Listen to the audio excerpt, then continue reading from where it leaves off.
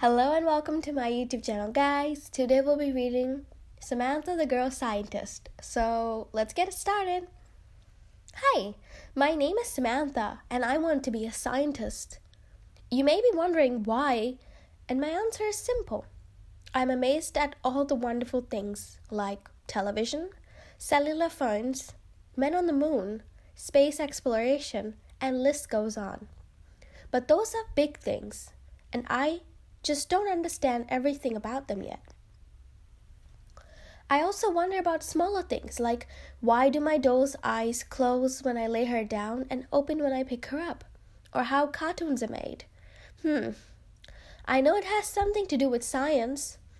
My brother Samuel wants to be a scientist too, but he likes things that I don't. Like why stalactites grow, but even though we don't like the same thing, it's still science, so we get along just fine. In fact, our teachers help us better understand math, technology, current events, and trends, all of which are important. We even help each other and have lots of fun. I like to experiment and take things apart to see how they work. No matter what I do, I tell my mom or dad what I'm going to be doing, and sometimes even ask for their help. I would never just do something. I could get hurt. Sometimes it's best to start small. And that's just what I did. I remember my first experiment in detail, and it was a lot of fun. And I had to do an optical illusion. Now, you may be wondering why that is so important. And all I can say is that it is the basis of making cartoons. And here is why. Our brains fill in the gaps for whatever our eyes aren't processing. So two different pictures can actually become one, or still images can appear to be moving. Try this experiment. It's lots of fun, and there's nothing dangerous about it. Here's what you need.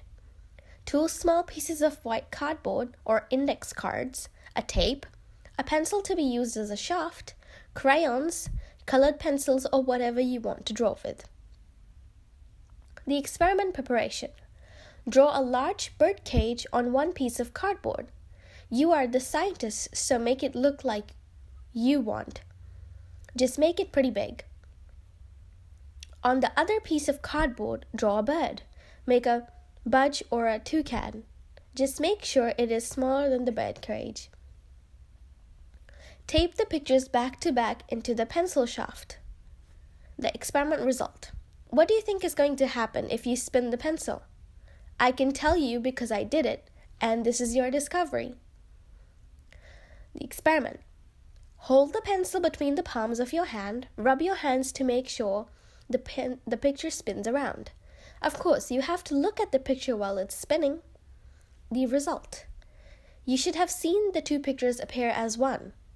If you didn't see the bird in the cage, keep trying until you do. That is science. Have some fun and try different pictures. I even put Samuel in jail once.